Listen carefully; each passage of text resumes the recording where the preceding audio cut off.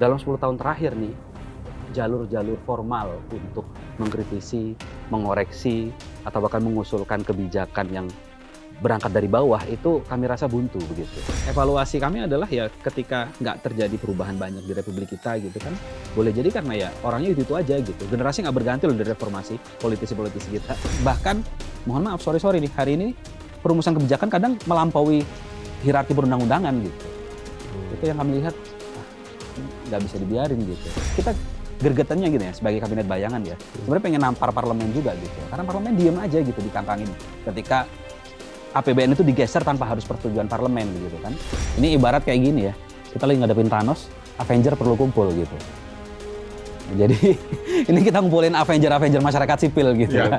Jadi supaya ya itu kita bisa mengalahkan Thanos begitu. Dalam jangka panjang tentu kami akan mencoba untuk membuat platform saluran aspirasi publik ya. Kami manfaat teknologis bisa mungkin untuk menjadi kanal baru. Jadi ketika publik mengeluh kan ini mau protes nih lewat mana gitu kan.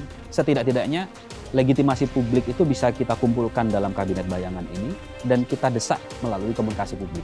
Karena kami merasa pemerintah hari ini tidak melakukan manajemen resiko yang baik dari semua yang mereka lakukan. Itu kalau loss terus untuk urusan program, urusan anggaran, nggak mendengar publik gitu kan, bahkan ngata-ngatain publik gitu kan, itu bisa jatuh tuh gitu kan.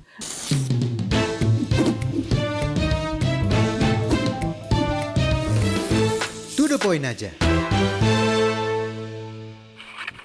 Ketika parlemen resmi terbelenggu dalam kekuasaan, masyarakat sipil mencoba mengambil alih peran perlawanan. Mereka mendeklarasikan kabinet bayangan demi menjaga harapan, meskipun tanpa dukungan legislasi dan anggaran. Kita uji, apakah ini murni gebrakan atau cuma panggung pansos dengan nama jabatan. Kita akan mengulasnya bersama Menteri Sekretaris Kabinet Bayangan, yang juga Direktur Eksekutif Masyarakat Transparansi Indonesia, Ahmad Jilul Qurani Farid. Siap. Mas Jilul, terima kasih telah hadir. Terima kasih banyak. Mas Jilul, kalau ngomong bicara soal Kabinet Bayangan ini, siapa sih sebenarnya yang menunjuk Anda menjadi Menteri Sekretaris Kabinet? Atau jangan-jangan ini hanya sekedar bagi-bagi jabatan sesama teman nongkrong ngopi gitu loh. Ya, jadi gini Mas. Nah, kalau diomongin jabatan ya, sebenarnya tidak ada sama sekali benefit yang kami ambil begitu. Ya. Bahkan kami istilahnya orang banyak bertanya kan, duitnya dari mana gitu kan? Betul. Siapa yang dukung dan sebagainya. Bahkan kami keluar duit gitu. Kami patungan, mau bikin kemarin konversi pers di Cikini, kita patungan gitu. Mau bikin website, kita patungan. Jadi kredit yang kami dapatkan saya rasa nggak ada gitu. Bahkan mulai kerasa nih tekanan-tekanannya gitu. Jadi kami mengambil inisiatif keberanian untuk maju ke depan. Nah, yang menunjuk kami siapa? Jadi kami memang berusaha untuk memastikan prosesnya itu partisipatif. Idenya memang ide dari nongkrong, Mas. Ide dari nongkrong teman-teman masyarakat sipil gitu kan. Dari mana idenya? Kita ngerasa begini. Dalam 10 tahun terakhir nih, jalur-jalur formal untuk mengkritisi, mengoreksi, atau bahkan mengusulkan kebijakan yang berangkat dari bawah itu kami rasa buntu begitu. Lewat parlemen tuh banyak undang-undang yang harusnya menurut kami itu penting tapi tidak disahkan, atau undang-undang yang tidak seharusnya disahkan, atau undang-undang yang direvisi tanpa ada partisipasi bermakna terhadap masyarakat sipil gitu kan. Kita ingat 2019 gimana KPK undang-undangnya direvisi, Omnibus Law tembus begitu saja, dan belakangan DPR tuh udah kayak tiba-tiba ada undang-undang baru aja gitu kan. Nah itu kami melihat itu hilang dan mentok. Kami mikir-mikir nih, ini semua jalur negara kita presidensil kan, semua jalur untuk mengoreksi kebijakan kok mentok gitu. Akhirnya kita ngeliat lirik-lirik negara sebelah nih, oh yang parlementer kayaknya menarik nih kita jadikan sebagai bagian dari inovasi gerakan begitu kan. Akhirnya sudah kita bikin. Dan partisipasi publik dibuka, kita bikin open recruitment, kita minta tolong para senior untuk jadi panel, untuk menyeleksi begitu kan, nama-nama yang masuk. Alhamdulillah kita buka dari bulan Mei awal, kemudian publik banyak yang daftar, antusias. Ada yang daftar langsung 150-an, ada yang merekomendasikan nama, kami launching website gitu kan. Terus akhirnya kita seleksi juga, meskipun memang ternyata agak sulit nyari teman-teman yang berani gitu. Orang kompeten di Republik ini nggak kurang-kurang, banyak sekali. Tapi yang nggak berani untuk menghadapi ancaman gitu ya. betul, yang berani maju ke muka gini untuk menanggung segala resiko-resikonya ternyata nggak banyak gitu. Jadi tahap pertama ternyata kurang nih formasinya. Akhirnya kami coba untuk talent scouting. Kami minta rekomendasi dari panel, juga kami rekomendasi nama yang masuk juga kami follow up. Ada nama-nama yang waduh berat nih Mas kayaknya Mas gitu. Ada yang alhamdulillah bersedia. Jadi ketika sudah lengkap formasinya kami launching kemarin Mas.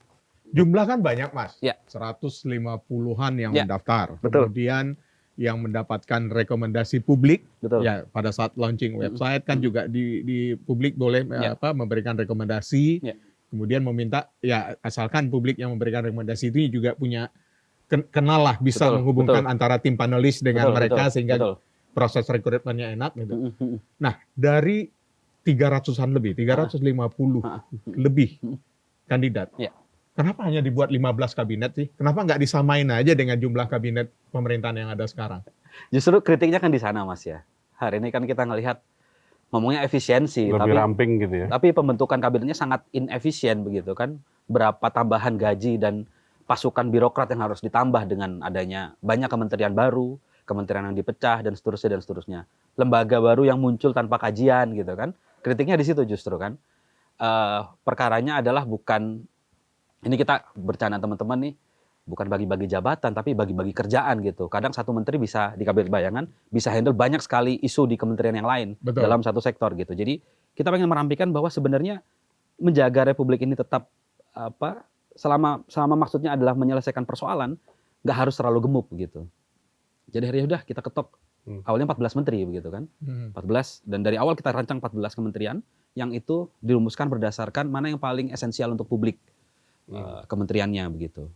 Terus terakhir ketika mau launching, kebetulan karena saya mengawal dari awal begitu, menginisiasi bersama Uda Ferry, mengurus sekretariatnya hari-hari begitu, teman-teman akhirnya ini sekretarisnya harus muncul gitu, nggak boleh ada di belakang. Akhirnya Muncullah Seskap itu ya. Muncullah Seskap gitu, kita maju sebagai sekretaris kabinet begitu Mas. Sekaligus mungkin mengkritisi bagaimana kinerja Seskap hari ini. 14, kemudian yang beredar di publik kan ada 15. Ya. Ya, 15, Hilang tambah satu lagi. kemana nih? Nambah Seskap satu. lagi. Oh, nambah Nambah satu include saya begitu, akhirnya muncul sebagai sekretaris kabinet Mas. Tapi filtering teman-teman ini seperti apa sih? Memastikan bahwa dari 15 orang itu tidak terafiliasi sedikit pun sama kepentingan politik apapun gitu. Jadi kita kan punya kriteria, masang kriteria di awal. Yang pertama kriteria kami harus muda. Ini republik ini, Berarti kita nggak masuk ya? karena ya evaluasi kami adalah ya ketika nggak terjadi perubahan banyak di republik kita gitu kan, boleh jadi karena ya orangnya itu aja gitu. Generasi nggak berganti loh dari reformasi, politisi-politisi kita. Prabowo ini kan generasi lama begitu, dan sebelum-sebelumnya nggak ada orang-orang wajah-wajah baru yang muncul. Jadi kami ingin memunculkan figur alternatif yang pertama. Jadi orang muda gitu dan berani punya gebrakan. Yang kedua non partisan tentu Mas. Jadi memang orang-orang yang tidak terafiliasi. Ada tuh syaratnya tertulis. Ada tertulis non-partisan, non partisan, tidak terafiliasi partai politik. Jadi begitu ada teman-teman yang memang bagus tapi ternyata punya afiliasi partai politik gitu kan. Meskipun itu mungkin partai yang juga belum non parlemen gitu. Ya udah gitu, kita coba cari yang lain. Yang kedua ya berintegritas, ketiga berintegritas, yang terakhir kredibel. Punya rekam jejak publik lah, selama ini memang dia mengawal di sektor itu begitu. Nah, ini kan kedepannya akan berjalan dengan pasti ada tantangan baik dari manapun ya. Dipastikan solid tanpa ada tercemari lah ya kalau bahasanya, tercemari dengan kepentingan politik gitu. Tentu, jadi kita pengen menjaga sebisa mungkin ini jadi kanal baru untuk publik begitu, menyalurkan aspirasinya. Gimana memfilternya dari kepentingan-kepentingan politik, ya kami tentu membatasi diri ketika ada pihak-pihak dari partai politik yang berusaha untuk mungkin membangun komunikasi gitu, pihak-pihak yang berusaha untuk mencari jalan begitu. Tapi yang jelas ini harapannya konstituen kami adalah publik gitu, bukan partai-partai tertentu begitu. Bagaimana memastikan kepada masyarakat, kepada publik bahwa 15 orang ini dalam tanda kutip pantas untuk memang dipilih menduduki jabatan itu. Jabatan ya dalam tanda kutip di kabinet bayangan ini. Jadi kan memang agak susah ngomongnya karena kalau menteri itu bawaannya jabatan kekuasaan gitu. Padahal kalau boleh dibahasakan secara lebih sederhana, mungkin kami adalah juru bicara sektor ya. Jadi kan ada Menteri Perlindungan Lingkungan Hidup dan Perubahan Iklim misalkan. Dia adalah Mas Iqbal Damanik.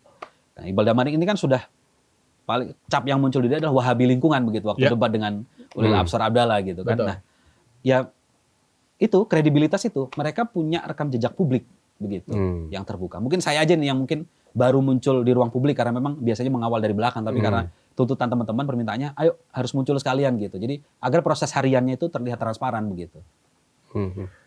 Ini saya itu jadi bingung. Apa sih sebenarnya yang mendasari akhirnya memunculkan? Ini kita bicara proses ada segala macam. Oke. Apa sih sebenarnya mendasari terbentuknya kabinet bayangan ini? Karena kalau saya lihat kan orang-orang yang ada di 15 menteri di kabinet bayangan itu kan rajin membuat tulisan ya. Betul. Saya sering membaca tulisannya Bima Yudhistira, media Askar gitu ya. Kemudian udah Ferry. Bahkan kalau dilihat dari kritikan-kritikan media Bima itu kan berbasiskan data semua tuh. Betul, betul. Nah, dari hasilnya seperti publikasi ilmiah lah yang mereka sampaikan. Apakah karena itu tidak cukup akhirnya kabinet ini terbentuk? Exactly, Mas. Ini ibarat kayak gini ya. Kita lagi ngadepin Thanos, Avenger perlu kumpul gitu. Nah, jadi ini kita ngumpulin Avenger masyarakat sipil gitu kan. Jadi supaya ya itu kita bisa mengalahkan Thanos begitu dalam tanda kutip ya. Karena berbagai upaya tadi itu udah mentok ya. Betul, kami ngerasa mentok karena gini loh. Coba sekarang kanal lewat rapat dengar pendapat di DPR itu udah kayaknya formalitas begitu. Hanya akan jadi sensasi mungkin di ruang publik. Sering juga kan diundang teman-teman masyarakat sipil diundang di DPR untuk di rapat dengar pendapat segala macam gitu. Tapi kan yang akhirnya terjadi malah menurut kami undang-undang yang penting itu harusnya didesak untuk muncul nggak muncul. Perampasan aset, undang-undang masyarakat adat gitu kan, nggak muncul. Sementara undang-undangnya seharusnya direvisi, undang-undang KPK lah, Omnibus Law Kesehatan dan sebagainya disahkan gitu kan. Bahkan, mohon maaf, sorry nih, hari ini perumusan kebijakan kadang melampaui hierarki perundang-undangan gitu. Itu yang kami lihat, wah ini nggak bisa dibiarin gitu. Kayak misalnya catatan kami salah satunya, ini Presiden Prabowo ketika berkuasa hampir 2 tahun ini, salah satu presiden yang paling intens mengeluarkan Inpres. 21 Inpres. Dan Inpres ini yang sebenarnya tidak ada dalam hierarki perundang-undangan, punya kekuatan yang mungkin hampir setara dengan Perpres atau keputusan presiden begitu. Sampai bisa menggeser misalkan anggaran begitu kan.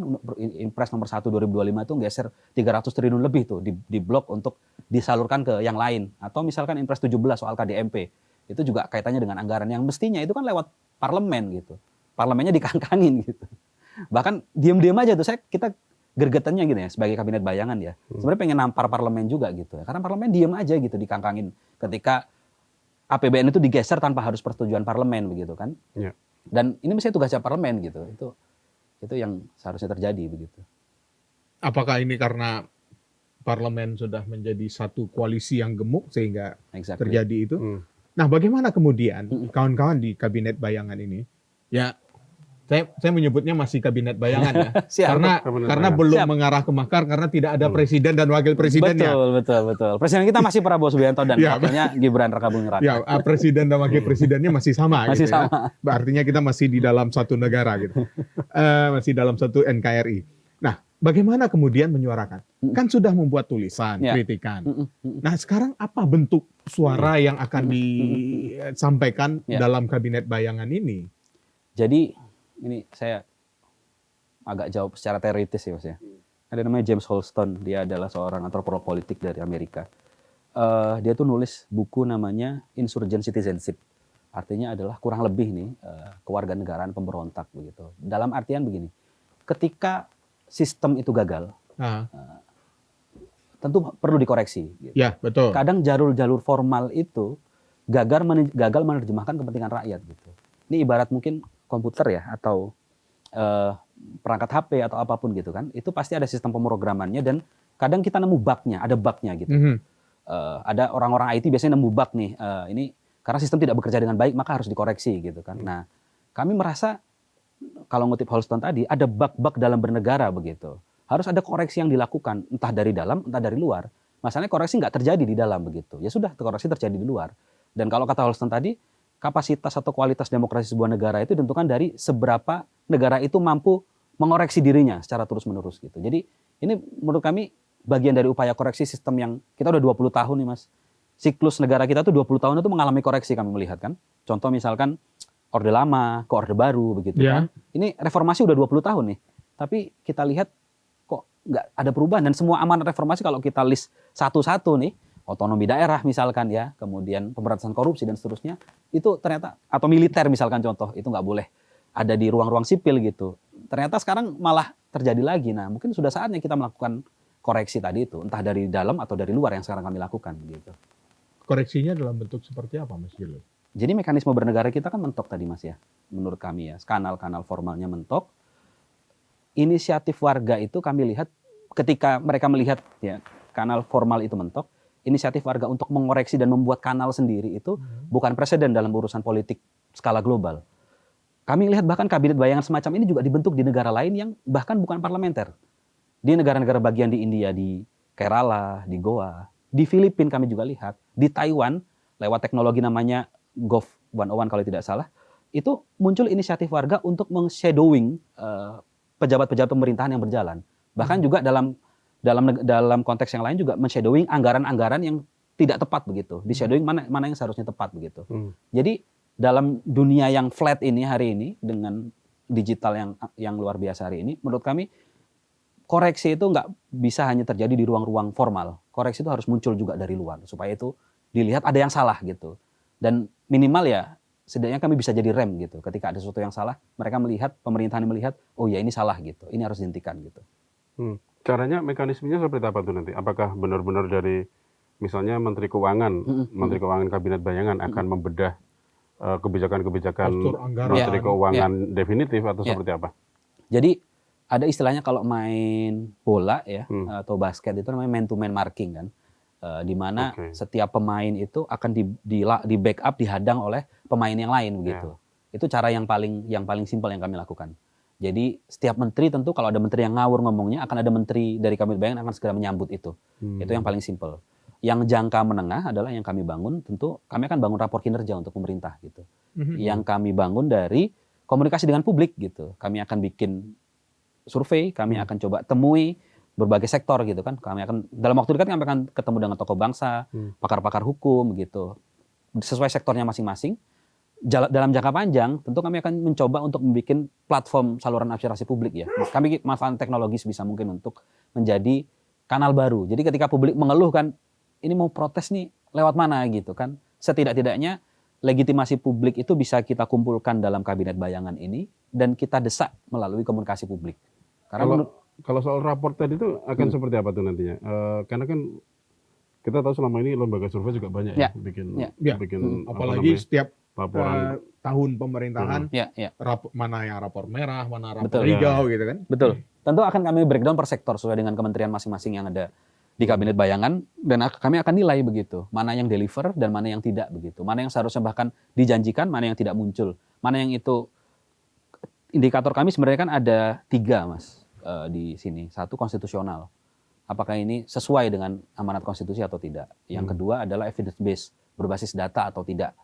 Yang ketiga, apakah partisipasinya bermakna dalam perumusan kebijakannya. Setidaknya dari 3 indikator itu kita akan nilai satu-satu dan ya kita akan simpulkan gitu bagaimana jalannya pemerintahan hari ini gitu lewat rapor.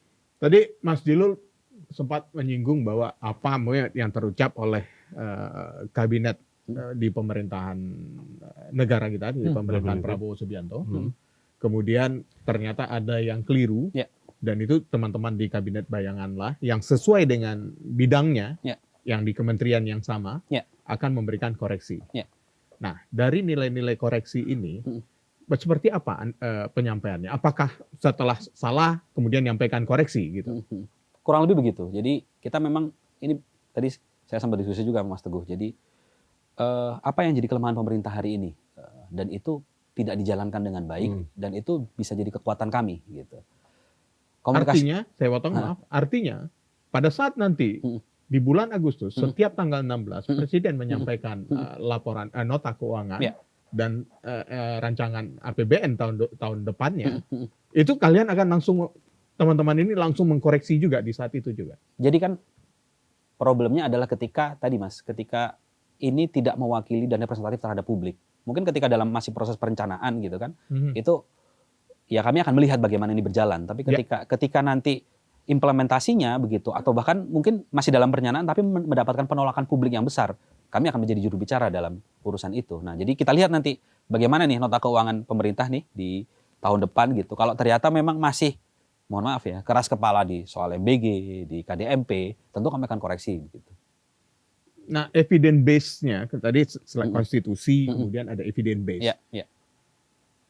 Apakah dengan mudah teman-teman di kabinet bayangan ini memperoleh data yang sama? Ya. Karena kalau mau koreksi kan kita harus memiliki data yang sama kan? Sepakat. Kalau datanya tidak sama, ya bagaimana kita akan mengkoreksi? Ya, jadi memang harus diakui nih kabinet bayangan dengan kabinet merah putih asimetris sekali begitu kan. Ya. Kami anggaran nggak punya begitu kan. Kami daya dukung birokrasi nggak punya begitu kan. Kami ya ibaratnya menterinya bekerja sendiri, menteri dia, wakil menteri dia, dan yang staff-staffnya betul. dia juga gitu. Tapi satu yang kami punya adalah partisipasi publik, Mas, begitu. Oke. Di era yang serba transparan hari ini begitu kan, semuanya itu seperti akuarium begitu kan, terlihat begitu. Dan saya rasa cukup bisa diakses begitu kan. Jadi orang-orang yang ingin membantu kabinet bayangan itu ternyata banyak sekali begitu di belakang. Yang menteri yang teman-teman yang nggak keterima gitu misalkan, apa yang bisa kami bantu gitu. Ada yang nawarin macam-macam juga. Ada yang misalkan teman punya percetakan, ayo kami bantu, silakan nyetak sesuatu. Jadi partisipasi publik itu luar biasa kami rasakan. Karena teman-teman merasa ini jadi harapan baru begitu kan. Jadi yang kami punya adalah publik gitu. Partisipasi publik, itu yang pertama. Yang kedua, teman-teman ini kan juga di belakangnya berbaris juga nih tim begitu kan. Misalnya Mas Bima dengan Mas Media ada Selios di belakangnya begitu. Ya, Saya ada Masyarakat Representasi Indonesia. Kemudian ada Uda Ferry begitu kan dengan timnya. Jadi atau Mas Iman dengan P2G-nya begitu. Mereka semua ini juga punya tim. Ketika saya sempat menawarkan ke teman-teman, apakah teman-teman perlu peneliti? Kita nanti oprek peneliti. Aman, kalau peneliti kita aman gitu. Karena setiap mereka mengusulkan kebijakan pun mereka punya penelitiannya begitu. Nah, memang yang kami butuhkan adalah data-data primer yang itu akan kita coba upayakan dan cari bersama. Ini banyak diskusi-diskusi dan banyak bahkan juga ordal-ordal pemerintah nih, birokrasi yang itu atau jangan-jangan whistleblower yang di dalamnya udah ini udah nggak benar, banyak tuh mulai teman-teman ASN tapi karena jabatan akhirnya nggak mungkin berani ngomong gitu. Dan itu udah ditemukan kabarnya ya. Sudah. Jadi gini boleh kan. Ceritain Mas sedikit. Jadi kan begini ya, banyak orang-orang yang tidak berani speak up ketika terjadi sesuatu ada masalah gitu kan. Entah itu karena misalkan jabatan karena dia seorang birokrat atau mungkin karena pengusaha punya banyak pertimbangan macam-macam gitu kan. Nah, orang-orang speak for the voiceless inilah yang akan kita lakukan gitu. Jadi bantuan-bantuan dari ASN ya kita terima dengan lapang dada gitu dari para birokrat gitu. Bahkan ya sejak lama kan teman-teman ini juga punya ordal begitu ya, whistleblower di dalam-dalam. Termasuk TA-TA DPR yang mengerjakan riset-riset juga untuk teman-teman di dewan gitu. Jadi ya untuk anggota dewan pada saat baru mau bicara di rapat sidang segala macam gitu ya. Betul. Jadi insya Allah kami nggak khawatir untuk perkara data. Memang bahkan gini, mohon maaf, pemerintah dengan skala yang sebesar itu, resource yang sebesar itu, kalau ngomong data juga nggak pernah beres gitu kan. Misal DTKS tuh, data terpadu kesejahteraan sosial, nggak pernah beres, selalu bermasalah, selalu nggak bisa terintegrasi gitu kan. Perkara siapa yang berhak menerima subsidi gitu kan, nggak pernah beres gitu kan. Padahal itu juga ya? Gimana? Data terpadu kesejahteraan sosial ekonomi nasional. Iya betul. Jadi kan kita lihat ini perkaranya adalah perkara political will, perkaranya adalah perkara bagaimana mengerjakan sesuatu itu secara teknokratis gitu kan. Kalau dikerjakan dengan belibet, tidak ada political will, ya saya rasa akan dengan resource yang besar pun pemerintah tidak mampu menyelesaikan masalah data. Kami dengan resource yang sangat kecil ini, ya dengan bantuan publik gitu kan, berusaha untuk semampu kami untuk mencoba begitu membuat evidence base. Itu yang kita tahu ya sekarang nih ya. Belum, ini kan baru beberapa hari jalan. Ya tanggal 27 tantangan, Juli ya. Bukan tantangan ya, tapi lebih kepada semacam bisa disebut hambatan juga ya. Di sosial media juga banyak beredar bahwa baru, ini bahasanya kayak gini kurang lebih ya. Baru juga beberapa hari jadi menteri-menterian, tapi ngemisnya udah beneran. Yang kayak gitu Mas. Ini perlu tanggapan langsung dari Seskap. Siap. Bayangan. Siap. Jadi gini Mas. Itu kan kami juga memantau ya komunikasi publik seperti apa gitu kan, respon yang positif maupun respon yang negatif. Dan kami sangat maklum ini namanya negara demokrasi gitu kan. Dan ini juga yang harus dipahami dan dipelajari pemerintah satu gitu. Demokrasi itu berisik gitu. Iya. Itu wajar gitu. Ketika kami yang berisik wajar, ataupun ketika apa yang kami lakukan juga diberisiki juga wajar gitu. Itu satu. Yang kedua, memang kami lihat ada pengerahan opini gitu. Opininya sama semua soal perkara crowdfunding gitu kan. Perkara sama semua. Jadi orang-orang yang biasanya speak up begitu kan untuk membela pemerintah, konten-kontennya itu membela pemerintah, monolognya membela pemerintah itu semua entah briefnya sama atau bagaimana gitu. Nah, itu yang terjadi. Nah, gimana kami responnya? Ini crowdfunding ini kan dalam rangka begini, Mas. Bangsa kita ini harus mulai dididik bagaimana politik itu dibiayai publik. Selama ini politik kita itu mahal, satu karena memang sumber-sumbernya nggak pernah transparan begitu. Sumber-sumbernya itu entah dari siapa dealnya begitu kan. Terus kemudian yang terjadi adalah payback ketika terpilih begitu. Nah, sementara itu dari data-data hasil penelitian teman-teman di MTI juga sering mengungkap itu. Betul. Nah, kami akhirnya merasa justru crowdfunding itu bagian dari legitimasi publik. Perkaranya kan akan transparan atau tidak, dananya digunakan seperti apa, legal atau tidak, ada yang diambil atau tidak, kan tinggal teknis, itu sangat teknis sekali begitu. Kami ngambil atau tidak itu bisa kita laporkan secara berkala begitu. Dan ada banyak platform untuk crowdfunding ya, semacam Kitabisa dan lain-lain. Kami rencana akan lewat situ begitu. Dan itu juga tidak dalam rangka untuk menggaji diri kami gitu. Karena diri kami masing-masing sudah digaji di kantor masing-masing gitu. Bahkan kami keluar uang gitu, kami tombok gitu kan ketika mau bikin diskusi, ketika mau bikin event, sementara ini kita patungan gitu. Teman-teman bikin web nih, siapa yang bisa bantuin gitu kan? Harus beli domain, beli hosting gitu kan? Harus bikin acara dan sebagainya. Nah, itu akan kami lakukan setransparan mungkin. Ini memang sensitif begitu. Orang Indonesia satu sensitif dengan jabatan gitu kan? Judul jabatan bahkan sensitif gitu. Duit, dua sensitif. Nah, ini cara kami untuk menunjukkan ke publik bahwa legitimasi dari publik, dananya transparan, bisa diaudit begitu kan? Karena di negara-negara yang maju menurut kami crowdfunding politik itu hal yang sangat wajar sekali. Cuma di Indonesia nggak biasa karena nyari uang politik biasanya dari uang panas gitu kan. Iya, betul. Dari uang tambang lah, uang apa.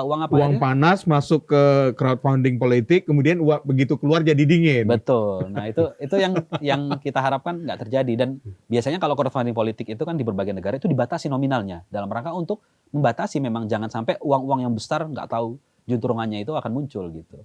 Nah, ini menarik. Ini gaji pun karena sudah merasa digaji di kantor gitu ya. Artinya menteri-menteri kabinet bayangan ini nggak ada tawaran jadi komisaris di mana gitu, Mas Dilo, sehingga dari tawaran gaji komisaris bisa menghidupi kabinet ini. Kemarin kalau teman-teman udah kesana kayaknya nggak akan jadi bayangan. Bukan komisaris yang di BUMN, tapi di swasta. Yang swasta gitu. Teman-teman bisa ngecek tuh, kayak kemarin kita rapat aja di Cikini itu kan, kayak begitu sederhana gitu. Kita sekretariat belum ada, jadi sementara kalau rapat tuh numpang. Ini sekret siapa yang kosong nih gitu. Jadi bergantian. Jadi memang dan harus dibuat seefisien mungkin ya. Mungkin. Rapat sekaligus konvers di hari itu juga. Gitu. Nah ini menarik loh Mas, soal masih ada kaitannya sama crowdfunding, masih ada kaitannya sama siapa kawan siapa lawan ya. Kalau lawan udah jelas kan, pergerakannya pasti akan kontra banget nih dengan apa yang dilakukan oleh kabinet bayangan. Tapi kalau kawan belum tentu kawan itu nantinya juga akan jadi kawan selamanya. Dalam politik kan kepentingan itu adalah hal yang wajar. Tapi ini nanti kira-kira nih ya, teman-teman kabinet bayangan ini mengantisipasi ini seperti apa?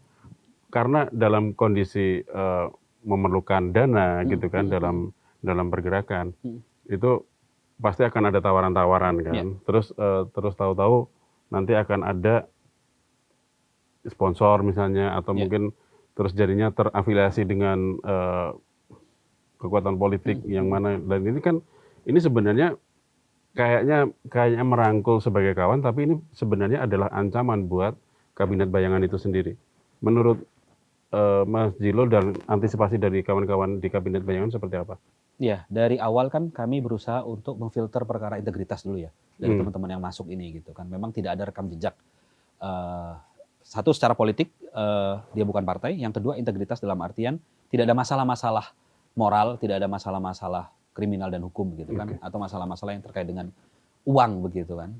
Itu satu yang akhirnya kami merasa memang orang-orang yang masuk di sini adalah orang-orang yang siap untuk tidak dibayar. Itu kami state dari awal nih. Ini volunteer ya. State dari awal itu. Dari penekanan awal. Dari penekanan awal ini volunteer, tidak dibayar, bahkan akan keluar duit gitu.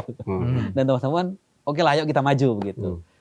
Itu di situ. Nah, ke depan mungkin ketika sudah ada yang mau join, chip in, Artinya memang partisipasi publik ini harus dibuat flat gitu. Flat dalam artian siapapun harus diperlakukan dengan sama begitu.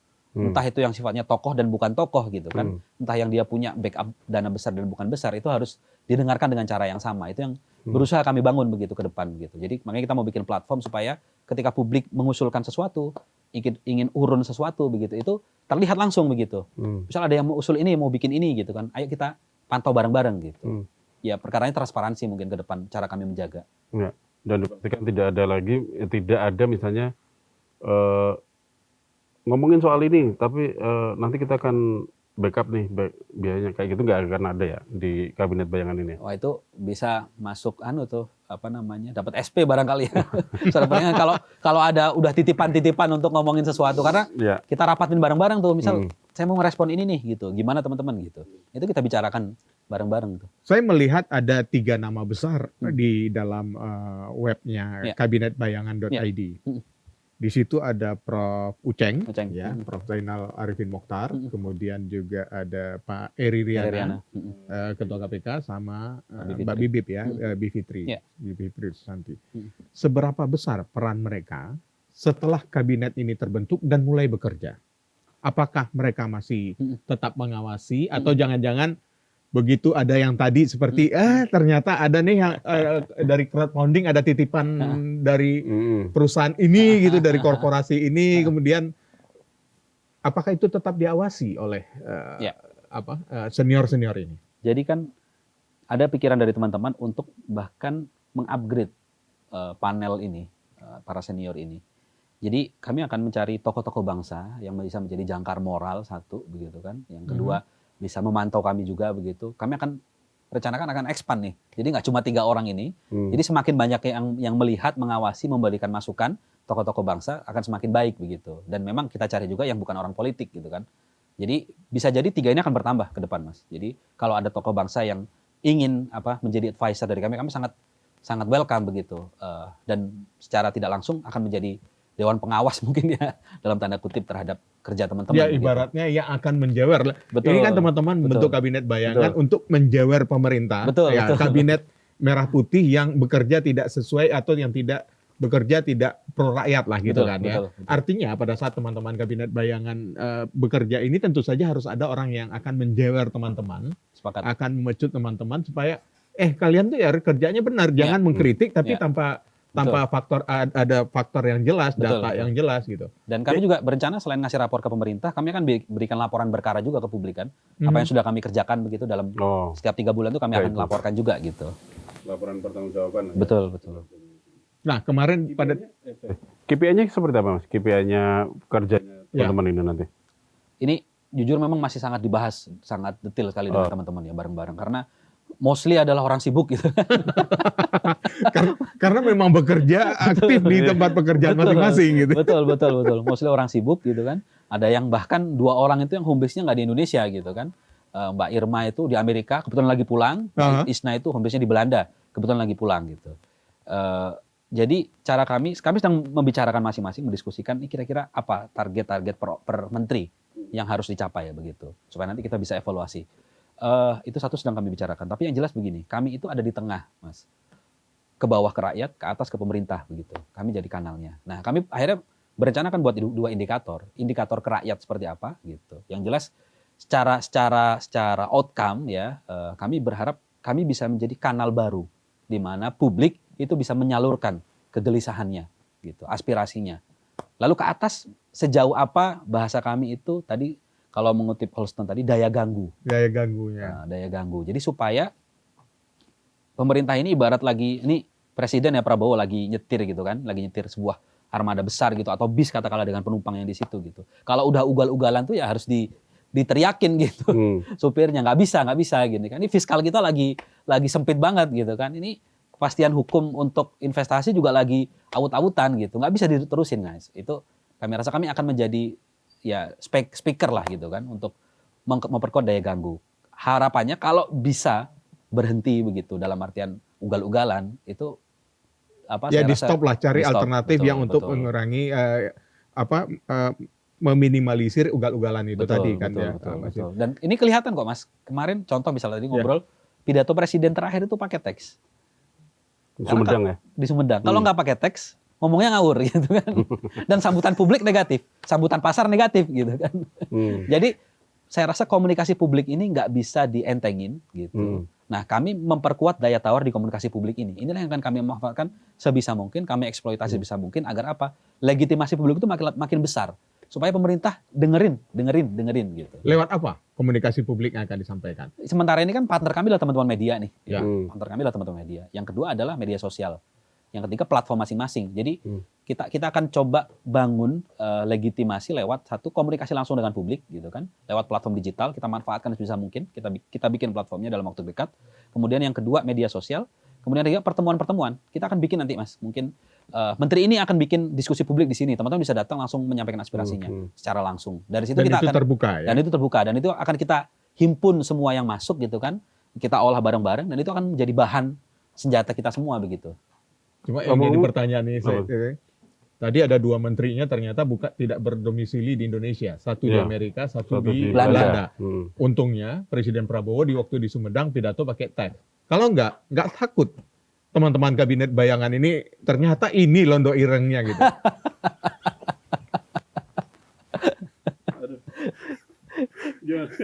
Kalau perkara takut, kami rasa teman-teman ini kan urat takutnya udah putus, jadi kami cari itu yang berani gitu kan. Jadi yang emang ya udah gitu. Jadi kalau tidak dalam koridor mencelakai, baru sekedar framing di media gitu kan, serangan, buzzer dan sebagainya itu masih bisa diantisipasi. Memang yang harus kami pikirkan bersama-sama adalah mitigasi-mitigasi yang paling beresiko itu apa? Itu yang juga sedang kami pikirkan bareng-bareng gitu kan. Ini jangan sampai tiba-tiba ada teman ya ini amit-amit ya jangan sampai jadian kena siram air keras gitu ya. Kan udah pernah kan. Ya. Itu yang harus dimitigasi juga kan. Betul. Yang paling beresiko itu yang sedang kita pikirkan bareng-bareng nih. Itu jangan sampai kejadian gitu. Kamu pernah ngobrol sama Bakom nggak sih Mas? Bakom pemerintah? Belum ya? Belum. Apa namanya? Bahwa kami mendirikan ini, kami akan memberikan masukan pada pemerintah. Belum sampai segitu kali ya. Mungkin lebih kepada pengenalan diri. Ini loh yang kita lihat bahwa Bakom itu mungkin belum bekerja dengan baik kayak gitu-gitu. Ya, Udah pernah ngobrol. Kalau ke Bakom langsung enggak ya, tapi kemarin kita sampaikan juga di konferensi pers gitu. Masalah pemerintah hari ini komunikasi publik. Ya. Ada badan komunikasi pemerintahan, ada Kominfo. Terus kemudian ada banyak juru bicara, ada banyak penasihat presiden bidang komunikasi khusus langsung. Tapi ya komunikasi publiknya berantakan gitu. Ini semua buyar ketika pemimpinnya ngomong londo ireng gitu kan. Ini buyar ketika pemimpinnya ngomong antek asing begitu kan. Itu buyar semua komunikasi publiknya dan menurut kami kelemahan pemerintah ini bisa jadi kekuatan bagi kami di kabinet bayangan begitu. Dengan kami memperbaiki komunikasi publik, komunikasi ini kan 2 arah namanya komunikasi ya. Jadi dari pemerintah ke publik, publik ke pemerintah. Sementara sekarang satu arah gitu. Arahnya pun kadang melenceng gitu, negatif gitu. Nah kami coba untuk bangun komunikasi publik yang kami ke publik, publik ke kami juga sampaikan kepada pemerintah lewat ruang publik juga begitu. Ada target berapa lama kabinet bayangan ini akan berjalan? Obrolan kami sih kita coba evaluasi mungkin dalam 6 bulanan gitu. 6 bulan. 6 bulan berjalan kita akan evaluasi seperti apa. Kami sih berharap teman-teman yang ada di sini lanjut dan semangat gitu kan. Kita lanjut terus. Kalau misalkan memang ada sektor yang esensial yang belum masuk, kita tambah pasukan begitu. Ya. Kita melihat 6 bulan ini akan dievaluasi. Kalau seandainya dalam 6 bulan ini tentu saja akan ada catatan-catatan atau evaluasi kebijakan yang akan disampaikan oleh teman-teman di kabinet bayangan. Saya membacanya kan karena ada menyebut alternative state of nation. Artinya saya membayangkan wah pada saat pidato nota keuangan nanti ini akan ada nota keuangan tandingan nih. Pidato. Enggak sampai ke sana ya? Enggak lah karena presidennya kan masih sama. Presiden masih sama. Paling hanya catatan, waduh ini masukan dari menteri sana salah nih. Ini koreksinya ya. Paling itu yang saya tangkap ya. Kalau seandainya ya targetnya ini ternyata masukan-masukan atau evaluasi yang diberikan itu tidak mempengaruhi kebijakan publik sama sekali. Tetap aja polanya seperti sekarang. Bentuk lembaga, lantik pejabatnya, padahal anggaran undang-undangnya juga belum ada yang mengikuti. Nah, apa yang akan dilakukan oleh teman-teman kabinet bayangan? Ya, jadi karena kabinet bayangan ini adalah salah satu di antara sekian inovasi gerakan masyarakat sipil begitu. tentu kami akan istilahnya iterasi ya, kita akan tes begitu, seberapa efisien dan efektif langkah ini gitu. Kalau enggak, ya banyak saluran. Kita akan bicarakan tentu apa langkah yang kita tempuh ke depan untuk mengoreksi pemerintah gitu. Tapi saya rasa begini, pendulum kekecewaan publik itu nggak bisa dianggap enteng begitu kan. Kalau dia bergeser ke dalam kekecewaan yang makin lama makin besar gitu kan, publik ini semuanya, nggak cuma rakyat di bawah, tapi juga pengusaha begitu kan, tapi juga pasar juga bagian dari urusan publik gitu kan. Kalau itu semakin lama semakin pemerintah semakin buruk, itu akan semakin bergeser, itu tentu akan jadi resiko yang backfire buat pemerintah. Justru, mohon maaf, ini yang kami lakukan ya, kami nyebut kemarin, kami itu kawan tanding. Kawan tanding pemerintah. Kami ini menemani pemerintah gitu. Bukan lawan tanding. Bukan lawan tanding. Ini yang perlu kita ya, garis bawahi ya. Kami kawan tanding. Kami ingin mengingatkan, ini ada bahaya di depan. Karena kami ngerasa pemerintah hari ini tidak melakukan manajemen resiko yang baik dari semua yang mereka lakukan. Itu kalau loss terus untuk urusan program, urusan anggaran, nggak mendengar publik gitu kan, bahkan ngata-ngatain publik gitu kan, itu bisa jatuh tuh gitu kan. Jangan sampai, karena kita ngingetin nih sebelum ke situ, ayo kami bantu gitu. Jadi ketika pemerintah gagal melakukan manajemen resikonya sendiri, ayo kita bantuin gitu, supaya pemerintah bisa ngerem gitu. Kapan ngerem? Perkara kan sekarang nggak ada yang didengar gitu kan.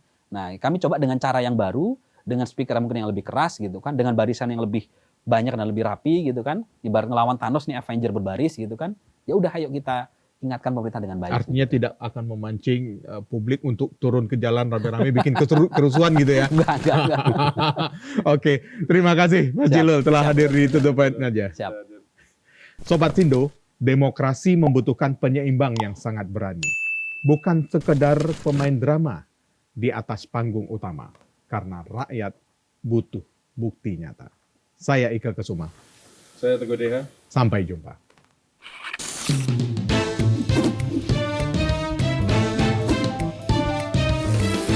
To the point aja.